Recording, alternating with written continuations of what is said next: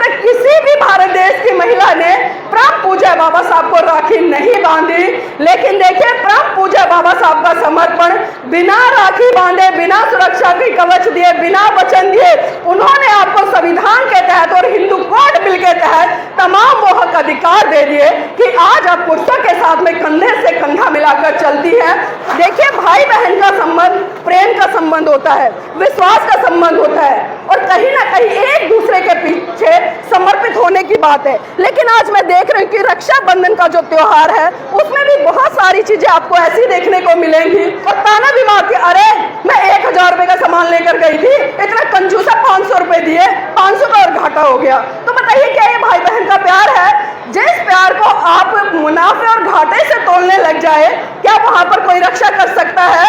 और तब भी आपको लगता है कि मात्र एक राखी का धागा बांधने से आपकी रक्षा होती है। तो मैं कहती हूँ इस बार आप जरूर अपने घर जाइएगा, अपने भाई को राखी बांधिएगा, राखी के अलावा कुछ भी मत लेके जाना और भाई से कहना कि भाई पिता की संपत्ति में से मुझे बराबर का अधिकार दे दो। फिर देखना कितने भाई आपको अगली बार बुलाएंगे, एक नहीं बुलाएगा नहीं।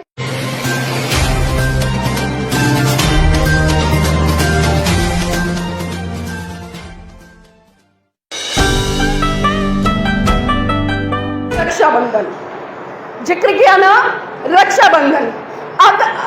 इस शब्द का अगर हम अर्थ देखें, रक्षा जमा में बंधन, एक तरफ तो हम रक्षा की बात कर रहे हैं और दूसरी तरफ बांध रहे हैं, ऐसा ही है ना। एक तरफ तो रक्षा और दूसरी तरफ बंधन। और कुछ लोग तो बहुत सारी चीजें कहते हैं कि भाई बहन की रक्षा करता है, उसको वचन देता है। जब बहन भाई की कलाई पर धागा बांधती है तो भाई उसको वचन देता है कि मैं ताउम्र आपकी रक्षा करूंगा। चलिए मैं मान लेती हूँ, लेकिन एक मोटा मोटा आकलन कीजिए कि एक लड़की अपने मायके में शादी से पहले कितने साल रहती है? 20 साल, 25 साल, 30 साल, हाथ मार के 35 साल, इतने साल। चलो उस समय तो मैं मान लेती कि भाई पल पल पे बहन की रक्षा करता होगा, लेकिन शादी के बाद कौन रक्षा करता है?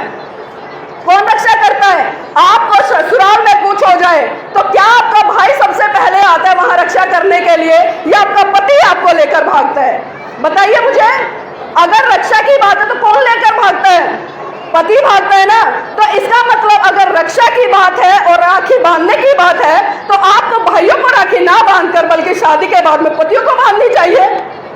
देखिए मेरा तो मानना यही है, अगर बात रक्षा की हो रही है, क्योंकि शादी के बाद कोई भाई बहन की रक्षा करने नहीं आता और जो रक्षा करता है वो पति करता है। और एक चीज और मैं बता दूं, आज आप देखिए क्योंकि कहीं ना कहीं महिलाओं को कमजोर बताया गया है, महिलाओं को कमजोर समझा जाता है। वो सोचता है कि लगातार पुरुष ही उसके ऊपर अधीन रहे और उसकी रक्षा का हवाला देते रहे। क्या महिलाएं आज इतनी कमजोर है कि वो पुरुषों से एक गुहार लगाए कि भाई आप मेरी रक्षा कीजिए? आज मैं पढ़े लिखी हूँ, स्वतंत्र हूँ, आज मेरे पास में संविधान के तहत तमाम वो हक अधिकार है, आज मुझे अपने भाई की रक्षा की जरूरत नहीं है। मैं मान सम्मान करती हूँ, वो मेरा मान सम्मान करते हैं। लेकिन मैं आपको ये भी सच्चाई बता दूं, आज तक न शादी से पहले न शादी के बाद मैंने कभी भी अपने भाइयों को राखी नहीं बांधी। और जब भी मुझे कभी जरूरत पड़ती है, कभी 1 लाख 2 लाख कभी भी कैसे पड़े या हारी बीमारी हो जाए, मेरे भाई तुरंत खड़े नजर आते हैं। तो वो रक्षा हुई या सिर्फ एक धागा बांधकर आप उसको उसका हवाला देते रहे? देखिए भाई बहन का संबंध प्रेम का संबंध होता है, विश्वास का संबंध होता है और कहीं ना कहीं एक दूसरे के पीछे समर्पित होने की बात है। लेकिन आज मैं देख रही हूँ कि रक्षाबंधन का जो त्योहार है उसमें भी बहुत सारी चीजें आपको ऐसी देखने को मिलेंगी। अगर बहन एक मिठाई का डब्बा लेके जा रही है, कुछ कपड़े लेकर जा रही है, तो भाई या भाभी भी ये कैलकुलेट करते हैं कि कितने का सामान लेकर आई है और उसी हिसाब से उसको विदाई देते हैं। ऐसा है ना? क्योंकि ये आस पड़ोस में ये चर्चाएं चलती रहती है, इसलिए मैं बता रही हूँ। और ताना भी मारती, अरे मैं 1000 रुपए का सामान लेकर गई थी, इतना कंजूसा 500 रुपए दिए, 500 का और घाटा हो गया। तो बताइए क्या ये भाई बहन का प्यार है? जिस प्यार को आप मुनाफे और घाटे से तोलने लग जाए, क्या वहां पर कोई रक्षा कर सकता है? और तब भी आपको लगता है कि मात्र एक राखी का धागा बांधने से आपकी रक्षा होती है। तो मैं कहती हूँ इस बार आप जरूर अपने घर जाइएगा, अपने भाई को राखी बांधिएगा, राखी के अलावा कुछ भी मत लेके जाना और भाई से कहना कि भाई पिता की संपत्ति में से मुझे बराबर का अधिकार दे दो। फिर देखना कितने भाई आपको अगली बार बुलाएंगे। एक नहीं बुलाएगा, मैं ईमानदारी से कह रही हूँ। अब जाना इस तरह से करना, लेकिन हम कभी सोचते नहीं है। मेरी बहनों, इस देश की तमाम महिलाओं के लिए परम पूज्य बाबा साहब, जिनको किसी भी महिला ने रक्षा का धागा नहीं बांधा, क्या आप में से किसी महिला ने बाबा साहब को देखा? नहीं देखा। आज से पहले बहुत सारी महिलाएं, उन्होंने देखा? नहीं देखा। आज तक किसी भी भारत देश की महिला ने परम पूज्य बाबा साहब को राखी नहीं बांधी। लेकिन देखिए, परम पूज्य बाबा साहब का समर्पण, बिना राखी बांधे, बिना सुरक्षा की कवच दिए, बिना वचन दिए, उन्होंने आपको संविधान के तहत और हिंदू कोड बिल के तहत तमाम वो हक अधिकार दे दिए कि आज आप पुरुषों के साथ में कंधे से कंधा मिलाकर चलती हैं, पुरुषों के बराबर नौकरी में समान वेतन पाती है, पिता की संपत्ति में पुत्र के बराबर आप जो अधिकार है वो पाती हैं। तो देखिए, कहां आपके लिए परम पूज्य बाबा साहब ने कसर छोड़ी। लेकिन आप परम पूज्य बाबा साहब को नहीं जान रही, सिर्फ मानने का काम कर रहे हैं कि हाँ, बाबा साहब जिंदाबाद, बाबा साहब जिंदाबाद, जब तक सूरज चांद रहेगा बाबा तेरा नाम रहेगा। ऐसे तो बहुत सारे लोग करते आ रहे हैं। हमें और उनमें कुछ फर्क तो होना चाहिए ना, कुछ फर्क होना चाहिए। और वो फर्क क्या होना चाहिए? सोच का फर्क होना चाहिए। हमें वैज्ञानिकता की तरफ बढ़ना चाहिए।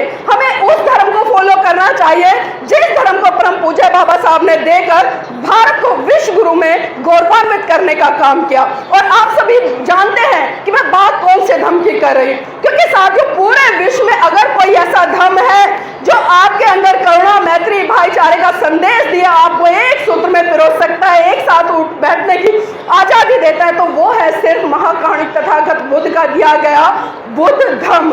लेकिन हम उस धर्म को समझ ही नहीं रहे हैं। आज भी कहीं ना कहीं हम कर्म कांड, पूजा पाठ, इन परंपराओं में उलझ कर रह गए हैं। और बहुत सारे लोग आज भी मंदिर जाते हैं। मैं यहाँ पर बाबा साहब के जीवन से जुड़ी एक घटना का वर्णन जरूर करूंगी, क्योंकि देखिए, जब बाबा साहब की जीवन संगिनी बहुत ज्यादा बीमार थी, मैं कहूंगी कि उनका अंतिम दौर चल रहा था, उनकी इच्छा हुई कि बाबा साहब मुझे मंदिर लेकर चलिए, क्योंकि आपने कहीं ना कहीं इस देश के लोगों के लिए, खासकर बहुजन समाज के लोगों के लिए मंदिर के द्वार खुलवाए हैं। तो मैं चाहती हूँ कि आप भी मुझे एक बार मंदिर के दरवाजे तक ले जाए, मुझे भगवान के दर्शन कराएं। बाबा साहब ने दो टूक शब्दों में अपनी जीवन संगिनी को कहा कि रमा, कान खोलकर सुन लो, मैंने मंदिर के दरवाजे अपने बहुजन समाज को 33 करोड़ देवी देवताओं में उलझाने के लिए नहीं खुलवाए, बल्कि वो दरवाजे मैंने उन मनुवादी, उन पंडेधारी लोगों की नाक को नीचे करवाने के लिए खुलवाए थे। तो आज के बाद कभी भी मेरे से जिक्र मत करना। तो देखिए, बाबा साहब ने अपनी जीवन संगिनी को दो टूक शब्दों में कह दिया और हमें बहुत बड़ा संदेश भी दे दिया। लेकिन आज भी हम बाबा साहब की बात को नहीं मान रहे हैं। और एक जीवन संगिनी से बताओ बढ़ के क्या हो सकता है? अगर आज आपकी पत्नी को कुछ हो जाए, वो आप कहे कि उस पंडे के पास ले चलो या उस झाड़ फूक के पास ले चलो, मैं ठीक हो जाऊंगी, आप 2 मिनट नहीं लगाओगे, तुरंत उठाओगे और वहां पर लेकर चले जाओगे। लेकिन बाबा साहब ने इसकी भी परवाह नहीं की, क्योंकि बाबा साहब अच्छे से जानते थे कि अगर आज मैं अपनी जीवन संगिनी को उस मंदिर तक ले गया तो मेरा बहुजन समाज जहां से मैं निकाल कर इसको लाया हूं, वो वापस वहीं उलझ कर ना रह जाए। इसलिए बाबा साहब ने अपनी जीवन संगिनी को भी खोने का काम किया, और वो किसके लिए? आप सबके लिए। और बाबा साहब के जीवन संघर्षों को लेकर अगर मैं चर्चा करूं तो साथियों, कहीं ना कहीं मेरी रूह कांप जाती है, आंखों से आंसू छलक जाते हैं। मैं बात उस घटनाक्रम की करना चाहूंगी। परम पूज्य बाबा साहब बंबई हाई कोर्ट में प्रैक्टिस कर रहे थे। उनके पास अचानक खबर पहुंची कि साहब, आपका बेटा राज रतन बहुत बुरी तरह से बीमार है और अपने जीवन की अंतिम सांसें ले रहा है। ये बात सुनकर परम पूज्य बाबा साहब तुरंत घर आए, और जैसे ही बाबा साहब ने राज रतन को गोद में उठाया, राज रतन ने बाबा साहब की गोद में ही दम तोड़ दिया। ये मंजर देखकर माता रमाबाई बिलक बिलक कर रोने लगी और साहब का कॉलर पकड़कर कहने लगी कि साहब बस कीजिए, बस कीजिए साहब, बस कीजिए। आपकी समाज सेवा के भूत ने एक एक करके मेरा पूरा परिवार उजाड़ दिया, साहब बस कीजिए। तो बाबा साहब कहते हैं कि रमा, रमा चुप हो जा, रमा चुप हो जा, तू तो रो भी सकती है, लेकिन मेरी तो आंखों के आंसू ही सूख चुके हैं, क्योंकि प्रतिदिन मैं अपने समाज के हजारों बच्चों को मरते हुए देखता हूँ। रमा चुप हो जा।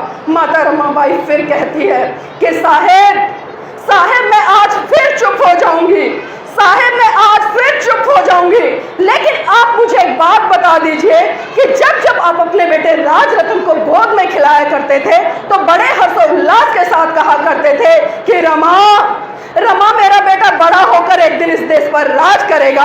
तो साहेब आज राजरतन तो इस दुनिया में रहा नहीं, अब मुझे ये बता दीजिए कि बड़ा होकर अब इस देश पर राज कौन करेगा। तो साहब फिर कहते हैं कि रमा मैं भारत देश में एक दिन ऐसा काम करके जाऊंगा कि हर रमा की कोख से जन्म लेने वाला राजरतन इस देश पर राज करेगा, इस देश पर राज करेगा। और वो राज परम पूज्य बाबा साहब साथियों आपको संविधान के अंदर देकर गए।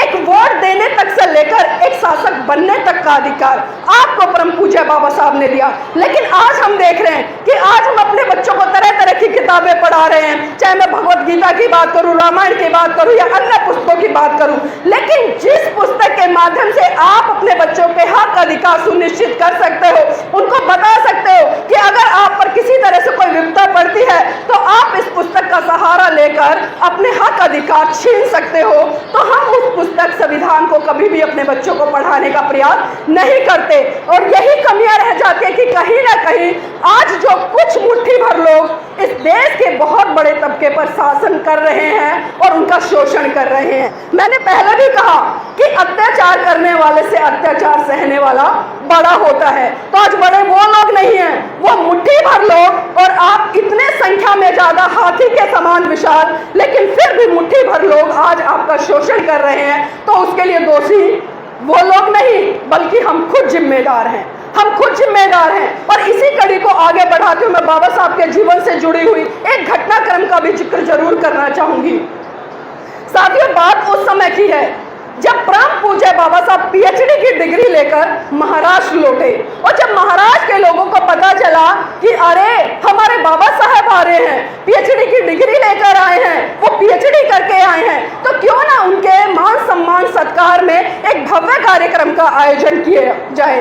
और जब ये बात माता रमाबाई को पता चली कि महाराष्ट्र लौटने पर बाबा साहब के सम्मान में लोगों ने बहुत बड़ा कार्यक्रम आयोजित किया है, तो उनकी भी इच्छा हुई कि क्यों ना मैं भी प्रत्यक्ष रूप से बाबा साहब का सम्मान सत्कार कार्यक्रम देखूं। लेकिन आपको जानकर आश्चर्य होगा कि माता रमाबाई के पास में एक भी ऐसी साड़ी नहीं थी जिसको पहनकर वो बाबा साहब के सम्मान सत्कार कार्यक्रम में जा सके। माता रमाबाई ने पूरा बक्सा खंगोला, पूरी संदूक खंगोली, लेकिन उनको एक भी कपड़ा ऐसा दिखाई नहीं दिया जिसको वो पहनकर सत्कार सम्मान कार्यक्रम में चली जाए। तभी उन्हें ट्रंक में साहू जी महाराज के द्वारा बाबा साहब को सम्मान स्वरूप एक पगड़ी भेंट की गई थी, वो पगड़ी दिखाई दी और माता रमाबाई अपने शरीर पर उस पगड़ी को लपेटकर बाबा साहब का सम्मान सत्कार कार्यक्रम देखने चली गई। अब एक बात बताइए कि जब किसी महिला के पति का सम्मान सत्कार हो रहा हो तो वो महिला कहाँ होगी, कहाँ होना चाहिए उस महिला को? साथ में होना चाहिए मंच पर। अगर मंच पर भी नहीं है तो कहाँ होना चाहिए? अगली पंक्ति में होना चाहिए, मंच के सामने दूसरी पंक्ति में होना चाहिए। लेकिन आपको जानकर आश्चर्य होगा कि माता रमाबाई ना तो मंच पर थी, ना पहली पंक्ति में थी, ना दूसरी पंक्ति में थी। यहाँ तक कि जो लाखों की भीड़ वहां पर खड़ी थी, दूर दूर तक माता रमाबाई उस भीड़ में भी नजर नहीं आ रही थी। बाबा साहब भी मन से भाषण दे रहे थे, कहीं ना कहीं मन में एक जिज्ञासा थी कि मेरी रामू इस भीड़ में दिखाई दे, लेकिन चारों तरफ बाबा साहब ने नजरें दौड़ाई, लेकिन रामू दूर दूर तक नजर नहीं आई। बाबा साहब का भाषण अंतिम दौर पे था।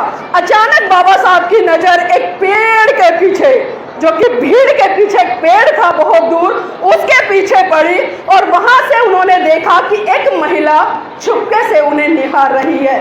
बाबा साहब बिना कुछ कहे समझ गए कि वो महिला कोई और नहीं बल्कि मेरी जीवन साथी रामू है। और वो ये भी समझ गए कि मेरी जीवन साथी यहाँ मंच पर क्यों नहीं आई, पहली पंक्ति में क्यों नहीं आई, दूसरी पंक्ति में क्यों नहीं आई, तीसरी पंक्ति में क्यों नहीं आई, बल्कि वो लाखों की भीड़ के पीछे, उस पेड़ के पीछे क्यों चुपके से खड़ी है, बाबा साहब समझ गए। और जब बाबा साहब का भाषण खत्म हुआ तो बाबा साहब भीड़ को चीरते हुए सीधा माता रमाबाई के पास पहुंचे और उनका हाथ पकड़कर बोले कि रमा, रमा ऐसा नहीं है मैं तेरा श्रृंगार नहीं कर सकता, रमा ऐसा नहीं मैं तेरा सत्कार नहीं कर सकता, रमा ऐसा नहीं है मैं तुझे आभूषणों से नहीं लाद सकता, रमा ऐसा नहीं है मैं तुझे एक से बढ़कर एक सुंदर साड़ी नहीं पहना सकता, रमा जितनी जिम्मेदारी मेरी तेरे प्रति है उससे कहीं ज्यादा जिम्मेदारी मेरी इस भारत देश की महिलाओं के प्रति है, जिनको आज शरीर ढकने के लिए वस्त्र भी नहीं मिलते।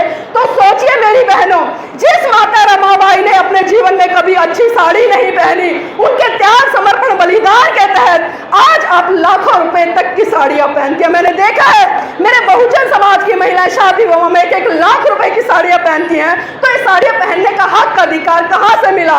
ये सारे हक अधिकार हमें माता रमाबाई के त्याग समर्पण बलिदान से मिले। तो सीख लेनी चाहिए हमें माता रमाबाई से, और कहीं ना कहीं उस सीख से हमें आगे बढ़ना चाहिए। और मैं यहाँ पर दावे के साथ कहती हूँ कि अगर मेरे समाज की बहन बेटियों माताओं ने माता रमाबाई का 10% भी जिस दिन जी लिया ना, मैं कहती हूँ उस दिन इस भारत देश में हजारों अम्बेडकर पैदा हो जाएंगे। लेकिन जरूरत है आपको माता रमाबाई बनने की। तो आपने इतना लंबा समय दिया, उसके लिए मैं तहे दिल से बहुत बहुत साधुवाद करती हूँ।